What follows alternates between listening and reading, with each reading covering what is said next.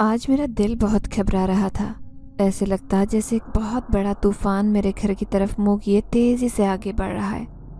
میں اسی سوچ میں تھی کہ میرے کانوں میں آواز پڑی، کہاں ہے تمہاری بیٹی؟ کہاں چھپا رکھا ہے تم نے اسے؟ وہ چیختا چلاتا گھر کے اندر داخل ہو رہا تھا۔ آج تو میں اس کا کام تمام کر کے رہوں گا، غصے بھری نگاہوں سے اس نے میری طرف دیکھتے ہوئے کہا۔ جلدی سے اپنی بیٹی کا ہاتھ میرے ہاتھ میں تھما دو، ورنہ تم بڑے اچھے سے جانتی ہو کہ میں تمہارا اور تمہاری بیٹی کا کیا حشر کروں گا۔ دھمکی امیز لہجے میں شاکر نے مجھے دھکا دیتے ہوئے کہا۔ شاکر کا غصہ دیکھتے ہوئے میں بہت زیادہ گھبرا گئی۔ میں نے اپنی بیٹی کو اپنے شوہر کی نظروں سے خود ہی اجل کر رکھا تھا۔ اب میں خوف کے مارے خود ہی اسے تلاش کرنے لگی۔ میری جوان بیٹی ڈری سہمی کسی کونے میں چھپی بیٹھی تھی۔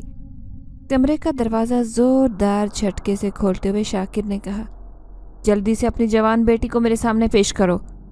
ہر روز کی طرح آج بھی وہ شراب پی کر گھر لوٹا تھا۔ میں یہ سوچتے گھبرا رہی تھی کہ آج نہ جانے وہ گھر میں کون سا طوفان برپا کرے گا۔ وہ اس حالت میں اپنے ہوش کھو بیٹھتا تھا۔ میری بچی کے ساتھ ساتھ مجھے بھی اس کا سامنا کرتے ہوئے گھبراہٹ محسوس ہونے لگتی۔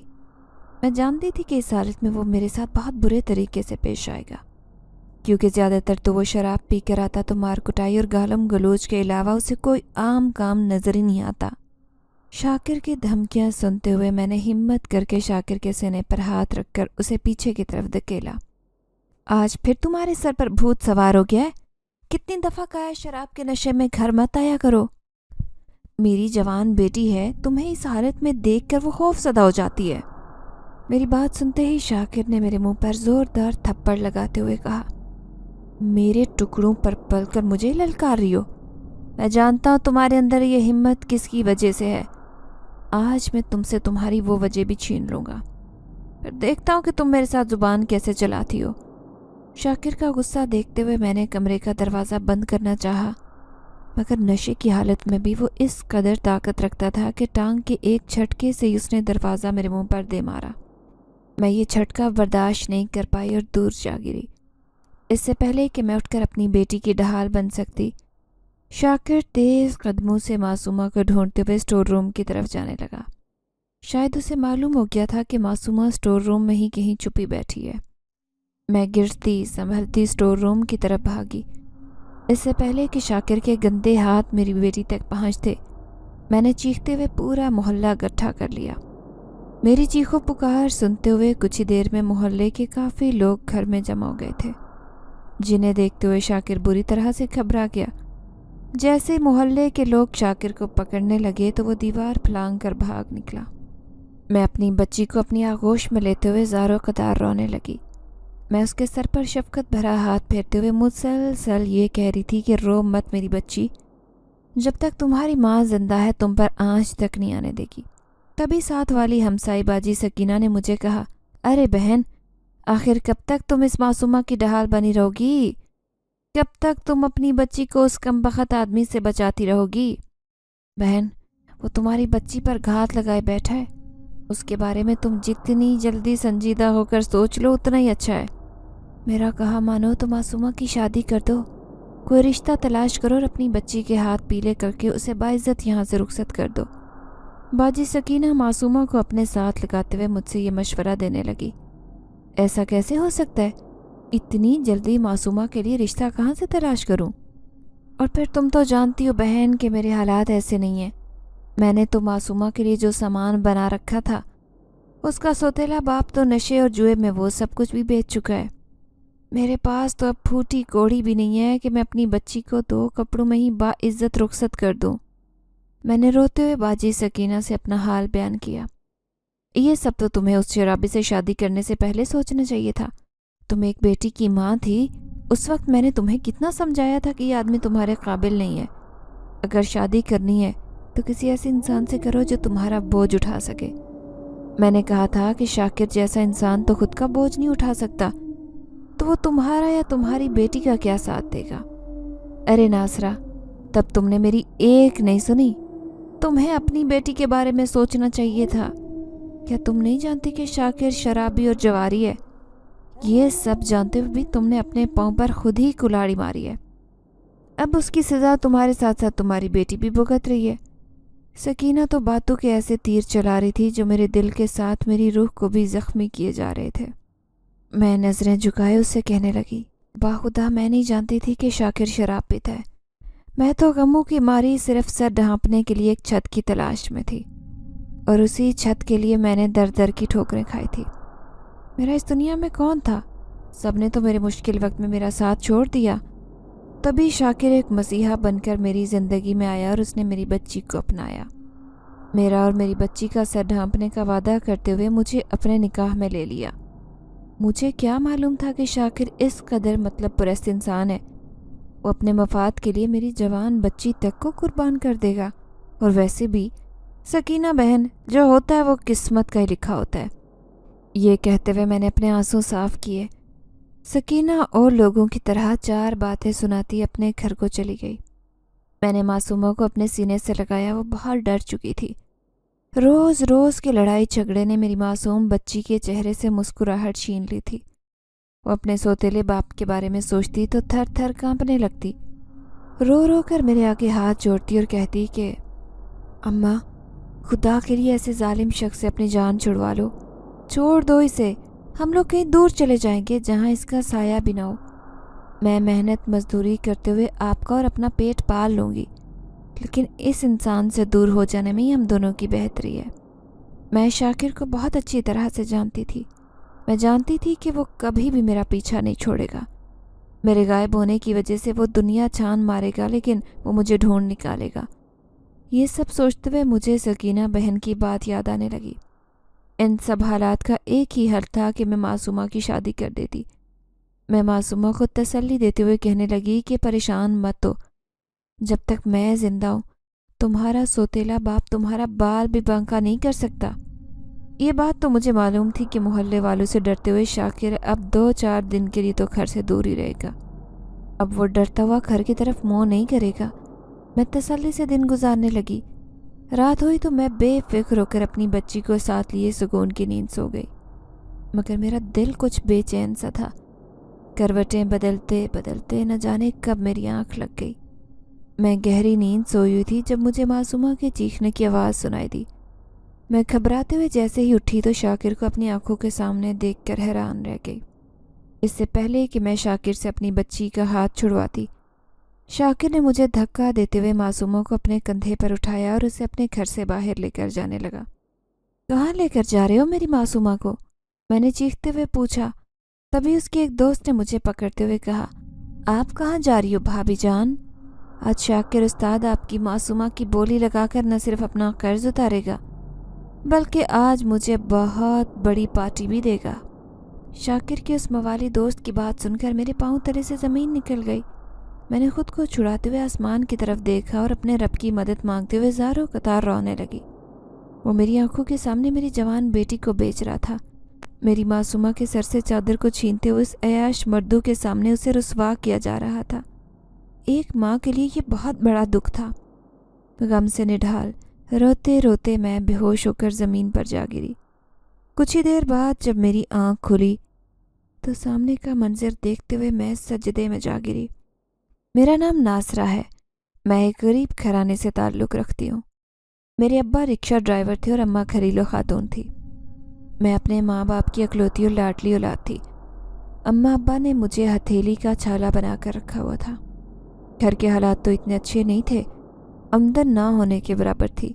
ابا سارا دن ساری رات رکشہ چلاتے اور 4 پیسے کماتے۔ رکشہ اپنا نہ ہونے کی وجہ سے ابا کو خاص پیسے نہیں بچتے تھے۔ روز کا روز راشن لانے کے بعد ابا کی جیب خالی ہو جاتی۔ روز کی دہاڑی رکشے کے مالک کو بھی دینی ہوتی۔ یہی وجہ تھی کہ ابا گھر کا گزر بسر مشکل سے ہی کر پاتے۔ لیکن میری اماں بہت اچھی تھی۔ اماں نے کبھی بھی ابا کو کسی چیز کے لیے پریشان نہیں کیا تھا۔ اماں اپنے حالات میں گزارا کرنے والوں میں سے تھی۔ اپنے گھر کو دیکھتے ہوئے اماں اپنی ضروریات کو پورا کرتی۔ اگر کسی چیز کی ضرورت ہوتی تو اماں صبر کر جاتی، مگر ابا کو بالکل پریشانی کا سامنا نہیں کرنے دیتی۔ یہی وجہ تھی کہ ہمارے گھر میں کم آمدن ہونے کے باوجود بھی سکون ہوتا۔ زندگی سکون سے گزر رہی تھی۔ اماں ابا کی شادی کے 1 سال بعد اللہ نے مجھ سے انہیں نوازا تھا۔ جیسے جیسے میں بڑی ہوتی گئی میرا رجحان پڑھائی کی طرف ہوتا چلا گیا۔ लेकिन हालात और वाक़यात को देखते हुए मुझे स्कूल में दाखिला नहीं दिलवाया गया। मैं पढ़ने की ज़िद करती तो अम्मा मुझे ये कहते हुए चुप करवा देती कि स्कूल हम जैसे लोगों के लिए नहीं बने, ये तो अमीरज़ादों की मिल्कियत है, यहाँ हमारा क्या काम। अम्मा जब मुझे इस तरह से बात सिखाती तो अब्बा अम्मा से नाराज़गी का इजहार करते हुए कभी न कभी कहते कि खुदा ताला हमारे हालात बदलेगा। तुम क्यों बच्ची को मायूसी वाली बातें सिखाती हो? क्यों उसे इस बात का एहसास दिलाती हो कि इसका बाप इस काबिल नहीं है कि इसे किसी सरकारी स्कूल में ही दाखिला दिलवा दे? मैं अम्मा और अब्बा की बातें सुनती तो समझ जाती कि ये काम अच्छा नहीं है, क्योंकि मैंने शुरू से ही ये बात सीखी थी कि जिस काम से लड़ाई या झगड़ा होता हो वो काम अच्छा नहीं होता। इस तरह ये सोच रखते हुए आहिस्ता आहिस्ता मेरे दिल से पढ़ाई की चाहत ही ख़त्म होती चली गई। अम्मा की बहस हो जाया करती, इसलिए मुझे स्कूल लगने लगा कि स्कूल जाने के बारे में जिक्र करना लड़ाई की जड़ है, इसलिए वो काम करना ही नहीं चाहिए जिससे लड़ाई झगड़े बढ़े। सारा दिन घर में रहते हुए मैं बोर हो जाया करती। मैं बहुत छोटी सी थी, मेरा भी जी चाहता कि मैं खेलूं कूदूं, नई सहेलियां बनाऊं, उनके साथ अपना हर दिन गुजारूं, जैसे मेरे घर के सामने वाले घर में हुआ करता था। मेरे घर के बिल्कुल सामने सकीना नामी एक बाजी रहा करती थी। सकीना उम्र में तो मुझसे कुछ बड़ी थी और मैं उसे सकीना बाजी कहकर ही बुलाया करती थी। बाजी सकीना के घर उनकी सहेलियों का आना जाना लगा रहता।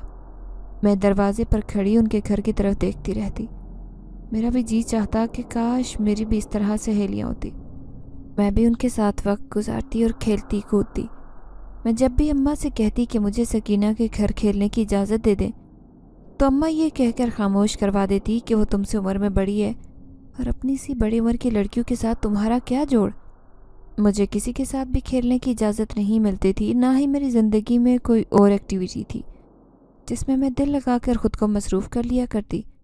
वक्त ऐसे ही गुजरता गया और मैं बड़ी होती गई। अब्बा की सेहत अब कुछ ख़राब रहने लगी थी। अब्बा से अब ज़्यादा रिक्शा नहीं चलाया जाता था। अब्बा बहुत जल्द थक जाया करते। अब्बा अक्सर ही सीने में दर्द की शिकायत किया करते थे। अम्मा के पास इतने पैसे नहीं होते थे कि अब्बा का कहीं से इलाज करवा लेती। अंदर ही अंदर अब्बा ने न जाने खुद को क्या बीमारी लगा रखी थी जो वक्त के साथ बढ़ती चली गई। अब्बा के सीने में दर्द रहता और खांसी की शिकायत रहती। अब्बा की खांसी जब छुटती तो इस कदर ख़तरनाक किस्म की खांसी होती कि अब्बा को कई कई घंटे सुकून नहीं मिलता था। ऐसा लगता कि सांस की हलक में ही अटक कर रह गया है। मैं अब्बा की ऐसी हालत देखते हुए बहुत परेशान होती और अम्मा से कहती, क्या हमारे पास इतने पैसे भी नहीं है कि अब्बा का किसी अच्छे डॉक्टर से इलाज करवा सके? अम्मा कहती कि हमारा वाहिद कमाने का ज़रिया तो तुम्हारा बाप है। जब तुम्हारा बाप ही बिस्तर पर है तो फिर रुपया पैसा कहाँ से आएगा? तभी मैंने सोचा कि अब मैं कोई काम धंधा करके घर को चलाऊंगी और अब्बा का इलाज भी करवाऊंगी। मैंने जब काम करने के लिए अब्बा की इजाज़त लेना चाही तो अब्बा ने मुझे काम से मना करते हुए कहा, जब तक मेरी सांस में सांस है मैं तुम्हें या तुम्हारी माँ को मेहनत मुशक्क़त वाला काम नहीं करने दूंगा। मैं खुद कमाऊंगा और घर को चलाने की कोशिश करूंगा। मेरे मरने के बाद तुम माँ बेटी जो चाहे काम करना, लेकिन मेरे जीते जी मैं अपनी इज्जत को ऐसे दर दर ठोकरें खाते नहीं देख सकता। अब्बा ज़ारो कतार रोने लगे। मैंने अब्बा से कहा कि आपकी तबीयत ख़राब होने की वजह से ही तो मैंने ये बात की है। जब आप ठीक थे तो आप कमा कर लाते थे और हम खाते थे। अब आपकी तबीयत नहीं ठीक तो अगर मैं आपका साथ दे दूंगी तो इसमें क्या बुराई है? लाख मनाने पर भी अब्बा मेरी बात न माने। अब्बा दिन रात रिक्शा चलाने में लगे रहते। तबीयत ख़राब होने के बावजूद भी अब्बा ने रिक्शा चलाना नहीं छोड़ा। इस दौरान अब्बा को उनका करीबी दोस्त मिला। उसने अपने बेटे के लिए रिश्ते की बात की। अब्बा ने झट से उसके रिश्ते के लिए हाँ कर दी। अब्बा आज बहुत खुश थे। अब्बा के चेहरे पर एक अलग ही खुशी दिखाई दे रही थी। तभी अब्बा ने अम्मा से कहा, अरे सुनती हो बेगम, आज मैं तुम्हें खुशखबरी सुनाना चाहता हूँ। अगर तुम्हारे पास कुछ वक्त हो तो मेरे पास आकर बैठो। अम्मा जो आटा गूंद रही थी अब्बा से कहने लगी कि मैं आटा गूंद रही हूँ, खाने को देर हो रही है, अभी कुछ देर में आकर आपकी बात सुनती हूँ।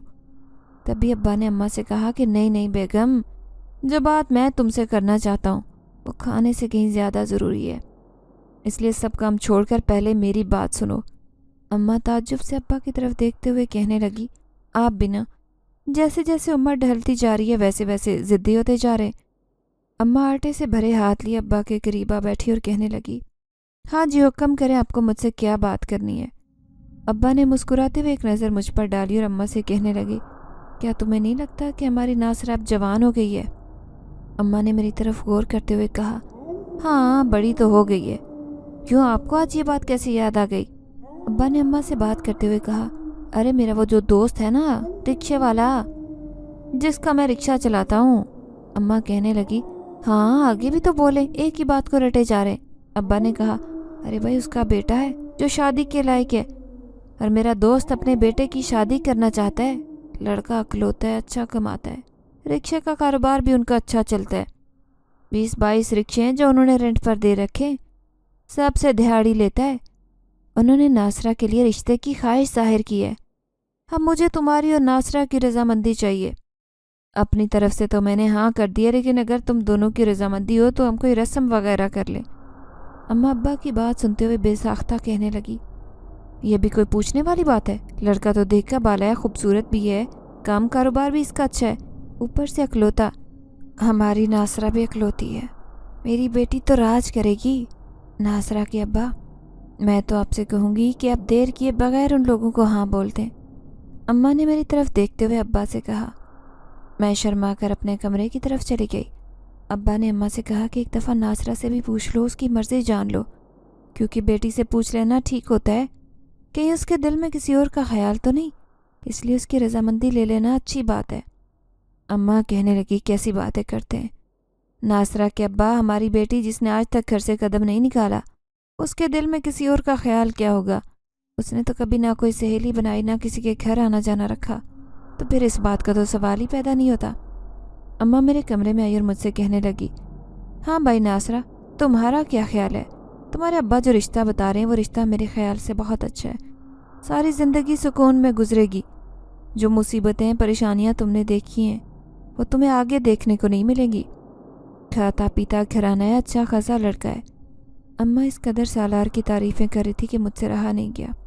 میں نے بھی جھٹ سے اماں سے کہا کہ آپ کی جو مرضی وہی میری مرضی، آپ ابا سے کہیں کہ چھوٹی سی رسم کر دیں، بڑی رسم کے لیے ابا کے پاس پیسے کہاں سے آئیں گے؟ اماں میرا منہ تکتی رہ گئی اور کہنے لگی، واہ بھائی، تم تو بڑی چالاک نکلی، منٹوں میں ہاں کر دی۔ مسکراتے ہوئے اماں نے میرے سر پر پیار دیا اور کمرے سے جانے لگی۔ میں سالار کے خوابوں میں کھو گئی۔ میں اس کے بارے میں سوچنے لگی کہ سالار کیسا دکھتا ہوگا۔ سارا دن اسی سوچ میں گزر جاتا کہ اب میری شادی ہوگی، میرا اپنا گھر بار ہوگا، بچے ہوں گے، زندگی میں الگ مقام ہوگا۔ یہ سوچتے ہوئے میں خوشی محسوس کرتی۔ میں آنے والی زندگی کے بارے میں سوچتی تو دل کی گہرائیوں سے اپنے لیے دعا کرتی کہ جو پریشانیوں اور تکلیفیں میں نے ابا کے گھر میں دیکھی ہیں، ایسی کسی بھی تکلیف اور پریشانی کا سامنا مجھے شوہر کے گھر نہ کرنا پڑے۔ میں اپنی آنکھوں میں سجائے خواب لیے دن رات گزارنے لگی۔ آخر وہ دن آ گیا جب ابا نے سادگی سے میرا نکاح سالار کے ساتھ کرواتے مجھے گھر سے رخصت کر دیا۔ سالار واقعی میں نیک دل انسان تھا۔ اب میں ایک بیوی بن چکی تھی اور سالار کی محبت کی واحد حقدار بھی۔ سالار نے دنیا جہان کی ہر خوشی لا کر میرے قدموں میں رکھ دی۔ میں اپنے ماں باپ کے گھر گزاری زندگی کو بھول چکی تھی۔ اب مجھے سالار کے ساتھ رہنا، اس سے باتیں کرنا، وقت گزارنا بہت اچھا لگتا۔ شادی کے پہلے سال ہی اللہ نے مجھے خوبصورت اولاد کی خوشی سے بھی نواز دیا۔ میں نے ایک خوبصورت بیٹی کو جنم دیا۔ سالار بیٹی کی خوشخبری سن کر بہت خوش تھے۔ میری بیٹی پیدا ہوتے ہی خوبصورت ہونے کے ساتھ معصوم بھی تھی، اس لیے سالار نے اس کا نام معصومہ رکھا۔ معصومہ کی پیدائش کی 1 ماہ بعد سالار کے ابا کا ایک بہت برا ایکسیڈنٹ ہوا، جس میں موقع پر ہی ان کی موت ہو گئی۔ سالار کے گھر میں سالار کے علاوہ اس کے ابا ہی ہوتے تھے۔ اماں کی وفات سالار کی پیدائش پر ہی ہو گئی تھی۔ سالار بری طرح سے ٹوٹ چکے تھے۔ اپنے باپ کی جدائی سالار سے برداشت نہیں ہو رہی تھی۔ سالار اپنے باپ سے بہت اٹیچ تھے۔ اپنے ابا کے جانے کا غم انہیں اندر ہی اندر کھائے جا رہا تھا۔ اکثر سالار میرے پاس بیٹھتے اور ابا کی باتیں کرتے تو پھوٹ پھوٹ کر روتے اور کہتے، میں نے کبھی سوچا بھی نہیں تھا کہ ابا اچانک کیسے تنہا چھوڑ کر چلے جائیں گے۔ میں سالار کو سمجھاتی کہ ایک دن سبھی کو چلے جانا ہے، کسی جانے والے کے ساتھ ہم نہیں جا سکتے، اس لیے آپ خود کی طبیعت خراب مت کریں، آپ کے پیچھے میں اور معصومہ بھی ہیں، میرا نہ صحیح اپنی معصوم سی بیٹی کا ہی خیال کر لیں اور خود کی طبیعت ٹھیک کر لیں۔ سالار نے اپنے ابا کے جانے کا غم دل و دماغ پر سوار کر رکھا تھا، اور نہ تو کچھ کھاتے پیتے اور نہ ہی اپنے کاروبار پر دھیان دیتے۔ دیکھتے دیکھتے سالار کا کام کاروبار تباہ و برباد ہو گیا۔ سالار کا کزن جو کہ سالار کے کاروبار پر نظر جمائے بیٹھا تھا، اس نے اندر ہی اندر دھیمک کی طرح سارا کاروبار کھا لیا۔ جب تک سالار کو اس بات کا احساس ہوا کہ انہیں اپنے کاروبار پر دھیان دینا چاہیے، تب تک سالار کا کاروبار سالار کے ہاتھ سے نکل چکا تھا اور سالار عرش سے فرش پر آ گرے تھے۔ ایک غم تو ابھی ختم نہیں ہوا تھا، اوپر سے یہ دوسرا دھچکا سالار برداشت نہیں کر پائے۔ سالار نے اپنا کاروبار بچانے کی کوشش کی لیکن کچھ بچا نہ پائے۔ یہ صدمہ سالار سے برداشت نہیں ہو پایا اور اسی غم نے سالار کی جان لیتے زیادہ وقت نہیں لگایا۔ آخر میرا ہنستا بستا گھر اجڑ کر رہ گیا۔ بچی کے سر سے اس کے باپ کا سایہ اٹھ گیا۔ میں سہاگن اجڑ کر واپس اپنے ابا کے گھر آ گئی، کیونکہ سالار کے ظالم کزن نے میرے شوہر کے گھر سے مجھے دھکے دے کر نکال دیا۔ میرے پاس اپنے ابا کے گھر واپس جانے کے علاوہ اور کوئی چارہ نہیں تھا۔ اپنی آباد بیٹی کو اجڑا دیکھ کر میرے ابا بھی اسی غم کے ساتھ چل بسے۔ اب میں اپنی بچی کے ساتھ اماں پر بوجھ بن گئی۔ اماں کی عدت پوری ہونے کے بعد اماں نے کام کرنے کا فیصلہ کیا۔ اماں نے پاس ہی ایک گھر کا کام پکڑ لیا۔ اماں کی مالکن اماں کی مدد کر دیا کرتی۔ گھر کے گزر بسر کے ساتھ وہ میرا اور میری معصومہ کا بھی بہت خیال رکھا کرتی۔ قسمت کے فیصلے مان کر میں زندگی گزارنے لگی۔ اماں محنت کرتی اور ہم تینوں 2 وقت کی روٹی کھا پاتے۔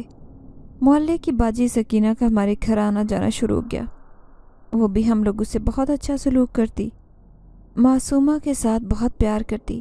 ابا کا گھر کرائے کا تھا۔ مالک مکان کو جب سے علم ہوا کہ میرا شوہر اب اس دنیا میں نہیں رہا اور میرے پاس ایک بچی کی ذمہ داری ہے، تو اماں سے کہنے لگا، بہن سنا ہے ناصرت تمہاری بیٹی تمہارے پاس واپس آ گئی ہے۔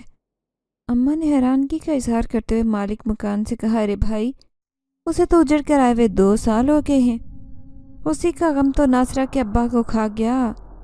اماں اسے میری دکھ بھری کہانی سناتے ہوئے پھوٹ پھوٹ کر رونے لگی۔ تبھی شاکر اماں سے ہمدردی جتاتے ہوئے چلا گیا۔ اس نے اماں سے کرایہ بھی نہیں لیا۔ کچھ دن گزرے تو شاکر اپنے ہاتھ میں پھولوں کے شاپر لیے دروازے پر آیا۔ اماں نے دروازہ کھولا تو اماں کہنے لگی، ارے بھائی کاہے کو اتنا تکلف کرتے ہو؟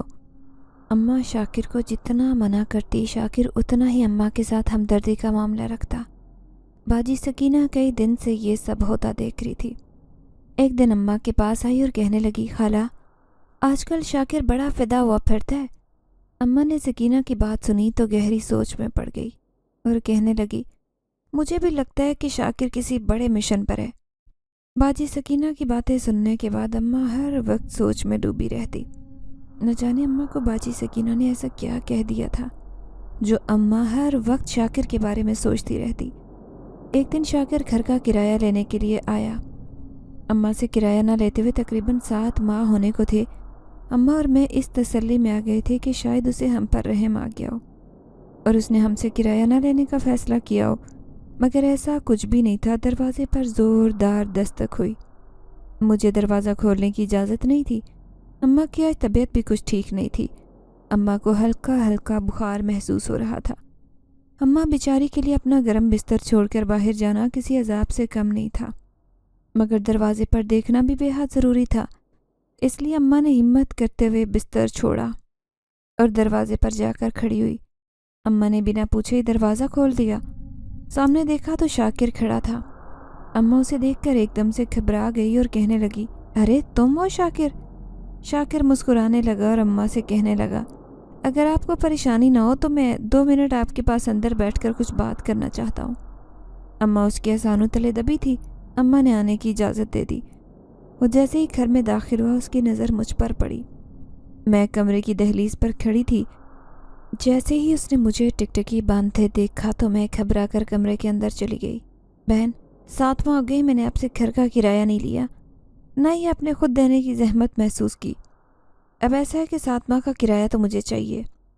اماں سن کر پریشان ہو گئی۔ اماں نے اسے کہا، دیکھو شاکر، میں تو سمجھی تھی کہ شاید تمہیں ہم پر ترس آ گیا اور تم نے اس لیے کرایہ نہیں لیا۔ اب ایک ساتھ تو میں 7 مہینے کا کرایہ نہیں دے سکتی۔ ہاں یہ وعدہ کرتی ہوں کہ تھوڑا تھوڑا کر کے تمہارا سارا کرایہ اتار دوں گی۔ اماں کی آنکھوں میں پریشانی کے آنسو تھے۔ شاکر مسکرانے لگا اور اماں سے کہنے لگا، ارے بہن پریشان ہونے کی ضرورت نہیں، میں تم سے ابھی کرایہ لینے کی نیت سے نہیں آیا، میں تو تمہیں اپنے دل کا حال احوال بتانے آیا ہوں۔ अम्मा ने आंसू साफ करते हुए शाकिर से कहा, कैसा हाल है अहवाल? तभी शाकिर ने कहा, देखो बहन, घुमा फिरा कर बात करने की मेरी आदत नहीं है। अगर मेरी बात समझ में आए तो हामी भर लेना, अगर कहीं पर तुम्हें मेरी बात समझ ना आए तो मुझे साफ मना कर देना, मैं चुपचाप यहाँ से चला जाऊँगा। अब अम्मा और परेशान हो गई। अम्मा शाकिर से कहने लगी, पहेलियाँ मत बुझवाओ, मुझे बताओ आखिर क्या मामला है। तभी शाकिर अम्मा से कहने लगा, देखो बहन, मेरी शादी को 7 साल गुजर गए, बीवी वफात पा गई है, औलाद मेरे पास कोई है नहीं। मैं तुम्हारी नासरा से निकाह करने का ख्वाहिशमंद हूँ। तुम्हारी नासरा के साथ बच्ची है और बच्ची के साथ उसे कौन कबूल करेगा? सारी ज़िंदगी तो तुम उसका सहारा बने बैठी नहीं रहोगी। तुम्हारी आंखें बंद हो गई तो इस बेचारी का कौन सहारा है? तुम इसे दुनिया के रहम और करम पर छोड़ कर तो नहीं जा सकती ना। वो बड़ी खुश असलूबी के साथ अम्मा को आईने में उतार रहा था। उसकी बातों में इस कदर मिठास थी कि अम्मा क्या मैं भी उसकी बातों में आने लगी। अम्मा ने उसे कुछ वक्त सोचने के लिए मांगा। मैंने भी इस बात पर गौर व फिक्र करना शुरू किया, क्योंकि अगर मैं शाकिर से निकाह कर लेती तो एक तो मुझे ये घर मुफ्त में रहने को मिल जाता, उसका किराया देने की परेशानी नहीं होती, और दूसरा ये बात हकीकत थी कि अगर खुदा न खास्ता अम्मा को कुछ हो जाता तो मेरा और मासूमा का इस दुनिया में कौन था? रिश्तेदार तो वो थे जो अम्मा और अब्बा की ज़िंदगी में ही हमें छोड़ चुके थे। कभी पलट कर किसी ने ये जानने की कोशिश नहीं की कि हम लोग किन हालात से ज़िंदगी गुजार रहे। तो फिर अम्मा के गुजर जाने के बाद मुझे कौन पूछता? ये सोचते हुए मैंने और अम्मा ने यही फैसला किया कि शाकिर के साथ मेरा निकाह कर दिया जाए। मासूमा को बाप मिल जाएगा और मुझे शोहर के साथ रहने को छत मिल जाएगी। ये बात आग की तरह पूरे मोहल्ले में फैल गई थी। किसी और ने तो हमारे घर के मामलात में दखल अंदाजी करने की ज़रूरत महसूस नहीं की, लेकिन जब सकीना बाजी को पता चला तो ना जाने उन्हें शाकिर से ऐसी क्या दुश्मनी थी जो बाजी सकीना मुसलसल इस रिश्ते के लिए अम्मा को मना कर रही थी। बाजी सकीना ने मुझे भी अलग से समझाने की कोशिश की कि शाकिर अच्छा इंसान नहीं है, शराबी है, जवारी है, कहाँ उसके चुंगल में फंस रही हो? तुम्हारी बेटी आगे जवान हो रही है, कहीं ऐसा ना हो कि वो शाकिर की बेहिसी का नवाला बनकर रह जाए। वैसे तो मुझ पर किसी की बातें कुछ असर नहीं करती थी, लेकिन जहाँ पर बाजी सकीना मासूमा की बात ले आती तो मेरा दिल दहल कर रह जाता। मैं खुद पर तो हर परेशानी और मुसीबत झेल सकती थी, लेकिन मेरी मासूम सी बच्ची के साथ अगर कुछ बुरा होता तो ये बात मुझसे कभी बर्दाश्त नहीं हो पाती। मैं सोचने पर मजबूर हो गई थी कि अब मेरा फ़ैसला क्या होना चाहिए कि इसी दौरान ज़िंदगी ने मुझे एक और ज़ोरदार धक्का दिया। ज़िंदगी को भी न जाने मुझसे ऐसी क्या दुश्मनी थी जो मैं हमेशा ही उसके इम्तिहानों का शिकार होती। चंद सालों में मैंने उसे बहुत मोहब्बत भरे रिश्तों को खोया। आज आकर मेरे पास एक ही मुखलिस रिश्ता बचा था, और वो था मेरी माँ का। किस्मत ने उसे भी मुझसे छीन लिया।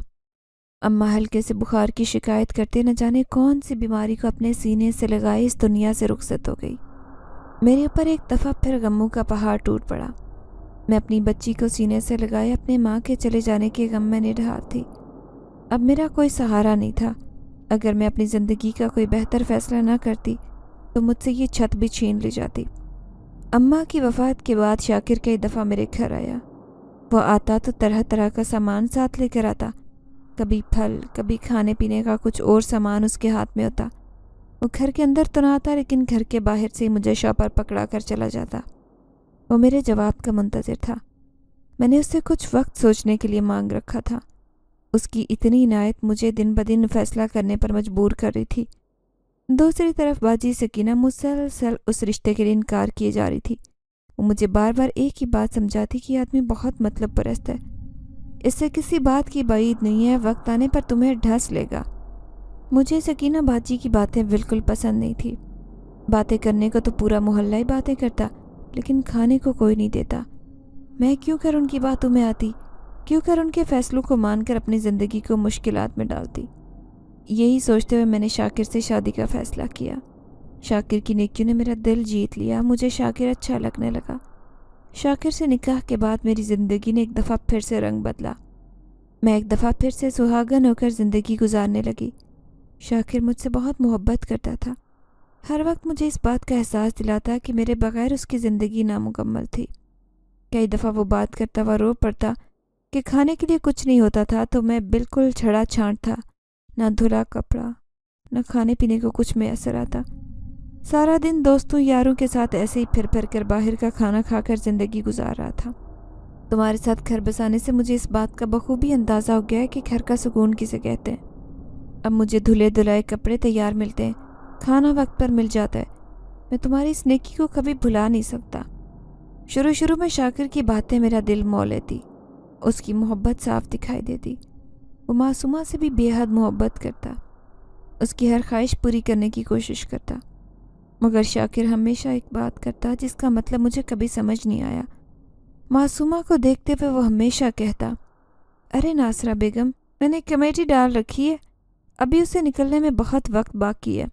मगर देखना, जिस दिन मेरी वो कमेटी खुल गई उस दिन वारे न्यारे हो जाएंगे। मेरे साथ साथ तुम भी ऐशो अशरत की ज़िंदगी गुजारोगी। मैं मुस्कुरा कर शाकिर की बात पर उम्मीदी कर ठप्पा लगा देती कि मैं नहीं जानती थी कि शाकिर किस नीयत से और किसके लिए बात कर रहा है। वक्त गुजरता गया, मासूमा जवान होती चली गई। मेरी बेटी बहुत खूबसूरत थी। मोटी मोटी आँखें, काले लंबे घने बाल उसकी खूबसूरती में नुमाया इजाफा करते। उसका चमचम करता सफ़ेद रंग हर दिल पर असरअंदाज हो जाता। मासूमा की खूबसूरती को देखते हुए मुझे सालार याद आ जाते। मासूमा हूँ बहू अपने बाप की डेटो कापी थी। मैं अक्सर इस सालार को याद करके रो पड़ती, फिर अपने रब से माफ़ी मांगती कि अब सालार को याद करके रोना ठीक नहीं है। अब मैं शाकिर के निकाह में हूँ, इसलिए मेरा सब कुछ शाकिर है। शाकिर ने शुरू से ही मेरे साथ दोस्ताना माहौल रखा। कुछ वक्त गुजरा तो मुझे शाकिर का रवैया अजीब महसूस होने लगा। शाकिर जब घर आता तो एक मखसूस सी बदबू पूरे घर में फैल जाती। अब मुझे शक होने लगा कि शाकिर कोई नशावर चीज़ का इस्तेमाल करता है, क्योंकि जब वो इस हालत में घर आता है तो आपे से बाहर हो जाता था। गाली गलौज करना, मारना पीटना एक आम सी बात हो गई थी। सुबह होते ही वो मेरे पाँव में गिरकर मुझसे माफ़ी मांग लेता। मैं बेचारी क्या करती, उसका रात का दिया गया हर दुख मिनटों में भुला देती, फिर से अपना घर बसाने की कोशिश में लग जाती। ज़िंदगी के कुछ सफ़े मैंने ऐसे ही सब्र के साथ पार किए। पहले तो ये काम कभी कभार होता कि शाकिर शराब पीकर घर आता और मुझे खूब मारता पीटता। जब मार कर थक हार कर गिर जाता तभी उसका हाथ रुकता, वरना तो वो मुझे मुसलसल पीटता रहता। कहाँ पर है तुम्हारी लाडली बेटी? उससे तो सोए हुए खाने पीने के अलावा कोई काम नहीं होता। बुलाओ उसे, मैं देखना चाहता हूँ कि कमेटी खुलने में कितना वक्त है। शाकिर ने बहुत ही गुस्से भरे लहजे में मुझसे ये बात की। मैं हैरान परेशान उसका मुंह देख रही थी। तभी मुझे इस बात का एहसास हुआ कि उसके अल्फाजों पर गौर किया कि ये क्या बोल रहा है। मैंने हैरानगी का इजहार करते हुए शाकिर की तरफ देखा और कहा, क्या मतलब है तुम्हारा? मासूमा के साथ तुम्हारा बाप बेटी का रिश्ता है और तुम अपनी बेटी के लिए ऐसा कैसे बोल सकते हो? बस मेरा इतना ही कहना था कि शाकिर ने मुझे मारना शुरू कर दिया। मासूमा तो पहले ही शाकिर की हरकतों की वजह से बहुत खौफजदा थी। अब जब भी अपने सौतेले बाप को घर आता देखती तो छुपने के लिए जगह ढूंढती फिरती। वो अक्सर स्टोर रूम में जाकर छुप जाया करती। जब उसका सौतेला बाप नशे की हालत में बेहोश होकर गिर जाता तब मासूमा स्टोर रूम से बाहर निकला करती। आज भी शाकिर पी कर आया हुआ था। उसकी बातें अजीबोगरीब सी थी। मैंने उसको पीछे धकेलते हुए कहा, देखो मियाँ, होश करो, तुम्हारी ये बातें मेरी समझ में नहीं आती। मैंने तुम्हें कितनी दफ़ा मना किया है कि घर में जवान बेटी है, इस हालत में घर मत आया करो। शाकिर ने खूब अच्छे से मुझ पर हाथ साफ करते हुए कहा, तुम्हें क्या लगता है कि मैं तुम्हारे ऐसे रवैये से डर जाऊंगा? तुम्हारी बेटी को अच्छे से अच्छा खाना इसलिए नहीं खिलाता रहा कि मेरे किसी काम ना आ सके, बल्कि उसको खिलाकर इसलिए बड़ा किया है कि वो मेरे हर एहसान का बदला अच्छे से चुका सके। इतना कहते हुए शाकिर पूरे घर में मासूमा को ढूंढने लगा। शाकिर का हाथ मासूमा के गिरेबान तक पहुंच चुका था। ये देखते हुए मैंने ज़ोर ज़ोर से चिल्लाना शुरू कर दिया। कुछ ही पलों में पूरा मोहल्ला इकट्ठा हो गया।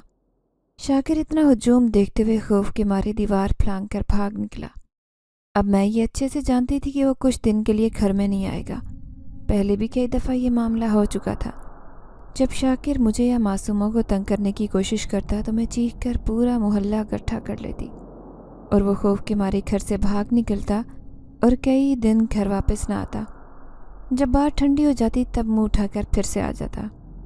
मैं तो सब्र शुक्र करके वक्त गुजार रही थी, लेकिन अब तो पानी सर से गुजर चुका था। अब उसके हाथ पूरी मेरी जवान बच्ची के गिरेबान तक पहुँचे थे। मैं सर पकड़ कर रो रही थी। मोहल्ले वाले मुझे 4 बातें सुनाते हुए चले गए। सब कहने लगे, देखो नासरा, یہ تو تمہارا روز کا ڈرامہ بن گیا ہے۔ اب تو روزانہ ہمیں ایک نئی قسط دیکھنے کو ملتی ہے۔ یہ کہتے ہوئے سب لوگ اپنے گھروں کو جانے لگے، لیکن باجی سکینہ جو کہ اب تک میرے گھر میں موجود تھی، وہ مجھ سے کہنے لگی کہ دیکھو، تم میری چھوٹی بہنوں کی طرح ہو، میں تمہیں کبھی کوئی غلط مشورہ نہیں دوں گی۔ میں زاروں قطار رو رہی تھی اور باجی سکینہ سے کہنے لگی ایسا کیا کروں کہ سب معاملات ٹھیک ہو جائیں۔ تبھی باجی سکینہ نے کچھ تلخ لہجے میں مجھ سے کہا، جب میں تمہاری ماں اور تمہیں سمجھاتی تھی کہ شاکر اچھا انسان نہیں ہے، اس سے شادی مت کرو، تب تم دونوں کو میری بات سمجھ نہیں آتی تھی۔ اب بھگتو، شاکر نے جو کمیٹی ڈالی ہے وہ کھولے بغیر تو وہ سکھ کا سانس نہیں لے گا۔ باجی سکینہ کی بات سنتے ہوئے میرا دل پھٹ کر رہ گیا۔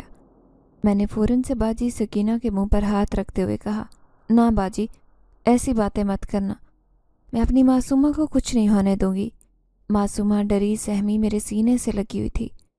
تبھی باجی سکینہ نے کہا، اگر تم چاہتی ہو کہ تمہاری بچی کسی کے منہ کا نوالا نہ بنے، اس کی عزت کو سرے بازار نہ بیچا جائے، تو میری مانو، اپنی بچی کا کوئی اچھا سا رشتہ دیکھ کر نکاح کر دو، یہ اپنے گھر کی ہو جائے گی، شاکر کچھ بھی نہیں کر پائے گا۔ باجی سکینہ کی بات میں تو دم تھا، لیکن یہ سب کیسے ممکن تھا؟ میرے پاس تو ایک پھوٹی کوڑی بھی نہیں تھی۔ جو کچھ سامان میں نے معصومہ کے لیے بنا کر رکھا تھا، شاکر نے وہ بھی اپنے جوئے اور نشے کی لت میں اجاڑ دیا۔ تبھی باجی سکینہ مجھ سے کہنے لگی، مرضی تو تم نے اپنی ہی کرنی ہے، میں تو تمہیں مشورہ دے سکتی ہوں۔ میری بہن کا بیٹا ہے، ٹانگ سے ہلکا سا معذور ہے، لیکن اچھا کماتا ہے، کھاتا پیتا گھرانہ ہے، سب سے بڑی بات کہ دیکھا بھالا لڑکا ہے، بہت نیک اور شریف، پورا محلہ اس کی تعریف کرتا نہیں تھکتا۔ میری بات مانو تو تم اپنی معصومہ کا نکاح میرے بھانجے سے کروا دو، اپنے گھر کی ہو جائے گی تو شاکر کا شکار ہونے سے بچ جائے گی۔ میری معصومہ بہت خوبصورت تھی، اپنی خوبصورت بیٹی کو میں کیسے کسی اپاہج یا مزدور کے پلے باندھ دیتی؟ یہ سوچتے ہوئے میں نے ایک ٹھنڈی آہ سی بھری۔ آگے دیکھتی تو کھائی، پیچھے دیکھتی تو کنواں، دونوں طرف سے میری بیٹی کو مشکلات کا سامنا کرنا پڑتا۔ اس سے پہلے کہ میں کسی فیصلے پر پہنچتی، صبح سے رات ہو گئی، اور رات کی تاریکی میں نہ جانے شاکر کہاں سے آن ٹپکا، اور میری معصومہ گہری نیند سوئی پڑی تھی جب میرے کانوں میں معصومہ کی چیخوں کی آواز پڑی۔ میں ہڑبڑا کر اٹھ بیٹھی۔ شاکر میری بیٹی کو اپنے کندھوں پر ڈالے گھر سے باہر نکل رہا تھا۔ میں نے اس کا گریبان پکڑتے ہوئے کہا، کہاں لے کر جا رہے ہو؟ میری بچی کو چھوڑ دو میری بچی کو، میں تمہاری جان لے لوں گی۔ شاکر، میں نے کہا ہے میری معصومہ کو چھوڑ دو۔ اس سے پہلے کہ میں اس سے اپنی بچی کا وجود چھڑوا پاتی، اس کے ساتھ آئے ایک دوست نے مجھے اپنی طرف کھینچتے ہوئے مضبوطی سے تھام لیا اور سنسنی خیز مسکراہٹ اپنے چہرے پر سجائے ہوئے مجھ سے کہنے لگا، پریشان کیوں ہوتی ہو بھابھی جان؟ میں بتاتا ہوں کہ استاد تمہاری بیٹی کو کہاں لے کر جا رہا ہے۔ استاد تمہاری بیٹی کو بیچنے کے لیے لے کر جا رہا ہے۔ استاد اس خوبصورت نگینے کو بیچ کر اپنا سارا نیا اور پرانا حساب کلیئر کرے گا، اور اس کے بعد وہ مجھے اس کا ساتھ دینے کے لیے ایک بڑی سی پارٹی دے گا جس میں شراب ہی شراب ہوگی۔ اس کی بات سنتے ہوئے میں نے شاکر سے چلا کر کہا، شاکر، چھوڑ دے میری بچی کو، اگر میری معصومہ کو کچھ بھی ہوا تو یہ بات یاد رکھنا، میں تمہیں زندہ نہیں چھوڑوں گی۔ میں اسے للکار رہی تھی، جبکہ میں تو اس کا بال تک بانکا نہیں کر سکتی تھی۔ میں بے بس اور لاچار ماں تھی جو اپنی بچی کو اپنی آنکھوں کے سامنے برباد ہوتا دیکھ رہی تھی۔ معصومہ کے سر سے دوپٹہ کھینچ لیا گیا، اسے بیچ چوراہے میں نیلامی کے لیے کھڑا کر دیا گیا۔ محلے کا کوئی بھی آدمی آگے بڑھ کر میری بچی شاکر کے چنگل سے چھڑوا نہیں پا رہا تھا، کیونکہ شاکر محلے کے نامور گنڈوں کے ساتھ آیا تھا۔ ان گنڈوں سے پورا محلہ خوفزدہ رہتا۔ ان سب لوگوں نے مل کر معصومہ کی بولی لگانا شروع کر دی۔ یہ منظر دیکھتے ہوئے مجھ پر کپ کپی طاری ہو گئی۔ میں آسمان کی طرف دیکھتے ہوئے ہاتھ اٹھائے پروردگار کو پکارنے لگی۔ جیسے ہی میں نے مدد کے لیے دعا کی، میں دعا کرتے کرتے بے ہوش ہو گئی۔ کچھ دیر بعد جب مجھے ہوش آیا تو سامنے کا منظر دیکھتے ہوئے میں حیران رہ گئی۔ تیز طوفان نے شاکر اور اس کے ساتھیوں کو آ گھیرا تھا۔ مٹی نے پورے ماحول کو آلودہ کر دیا تھا۔ کسی انجانی طاقت نے بری طرح سے شاکر کو اپنے شکنجے میں لے رکھا تھا۔ وہ تکلیف میں چیخ چلا رہا تھا کہ کوئی مجھے بچائے، مجھے آزاد کروائے، لیکن خوف کے مارے کوئی بھی اس کے نزدیک نہیں جا رہا تھا، کیونکہ کسی انجانی سی طاقت نے اسے ہوا میں الٹا لٹکا رکھا تھا۔ ہر بندہ اسے دیکھتے ہوئے خوف زدہ ہو رہا تھا، سب اس سے دور دور بھاگ رہے تھے، اس کے ساتھی اسے چھوڑ کر بھاگ نکلے تھے۔ شاکر کو بہت بری طرح سے پیٹا جا رہا تھا، لیکن یہ سب کچھ کون کر رہا تھا دکھائی نہیں دے رہا تھا۔ شاکر کی تکلیف بھری آوازیں سب کا دل دہلا رہی تھی۔ ہر طرف ایک خوفناک سا منظر دکھائی دینے لگا تھا۔ تب ہی معصومہ دوڑتے ہوئے میرے سینے سے آ لگی اور مجھ سے کہنے لگی کہ اماں، آپ کی دعا رنگ لے آئی ہے۔ دیکھو اماں، آپ نے جسے پکارا تھا اس نے ہمارے لیے ایسا مسیحا بھیجا جو ہمیں اس مطلب پرست انسان کے چنگل سے بچا لے گا۔ میں یہ سارا منظر دیکھتے ہوئے سکتے میں تھی، سمجھ سے بالا تر تھا کہ یہ کون سی طاقت ہے جو میرا بدلہ شاکر سے لے رہی تھی۔ میری بیٹی میرے پاس واپس آ چکی تھی۔ اچانک سے خوبصورت نوجوان سفید لباس میں میرے قریب آ کھڑا ہوا۔ وہ ایک عجیب و غریب قسم کی کشش رکھتا تھا۔ میں اور معصومہ اسے دیکھتے ہوئے خوف زدہ ہونے لگی۔ تبھی اس نے کہا، گھبراؤ مت، میں ایک جن زادہ ہوں اور تمہارے بلانے پر آیا ہوں۔ میں تم دونوں کو نقصان نہیں پہنچا سکتا۔ میں ایک نیک جنات کی فیملی سے تعلق رکھتا ہوں۔ وہ معصومہ کی طرف مسلسل نشیلی نظروں سے دیکھ رہا تھا۔ تبھی اس نے معصومہ کے قریب ہوتے ہوئے سرگوشی میں کہا، تمہاری خوبصورتی کا عاشق ہو گیا ہوں، مجھے تم سے عشق ہو گیا ہے۔ معصومہ اس کی بات سنتے ہوئے خوف زدہ ہو گئی، میرے پیچھے چھپنے لگی تھی۔ وہ مسکراتا ہوا 2 قدم پیچھے ہٹا اور معصومہ سے کہنے لگا، میں تمہارا انتظار کروں گا، آج کے بعد تمہاری حفاظت میرا ذمہ ہے۔ اتنا کہتے وہ جن زادہ ہماری آنکھوں سے اوجھل ہو گیا۔ پھر حالات ایسے بدلے کہ ہم خود حیران ہو گئے۔ گھر میں دولت کی ریل پیل ہو گئی، ہر مشکل آسان ہوتی دکھائی دینے لگی، اور اس جن زادے کی وجہ سے ہمارے گھر میں ہمارے حالات بالکل بدل کر رہ گئے تھے۔ ایک ٹوٹا پھوٹا گھر جو کہ شاکر کا تھا، اسے چھوڑ کر ہم نے ایک بہت بڑی کوٹھی خرید لی تھی۔ میں اور میری بیٹی معصومہ اسی میں رہنے لگے تھے۔ نوکر چاکر، ہر سہولت گھر میں میسر تھی۔ میں نے کبھی سوچا بھی نہیں تھا کہ میری پکار پر رب تعالیٰ میری ایسی مدد فرمائے گا، مجھے ایسا مسیحا عطا کرے گا۔ آج بھی اذن میرا اور معصومہ کا بے حد خیال رکھتا ہے۔ معصومہ کی اذن کے ساتھ کافی گہری دوستی ہو گئی۔ اذن کی نیکیاں دیکھتے ہوئے معصومہ نے اس سے نکاح کا فیصلہ کیا، اور میں نے ہنسی خوشی اپنی بیٹی کی شادی اسی جن زادے اذن کے ساتھ کر دی۔ آج ہم ایک خوشگوار زندگی گزار رہے ہیں۔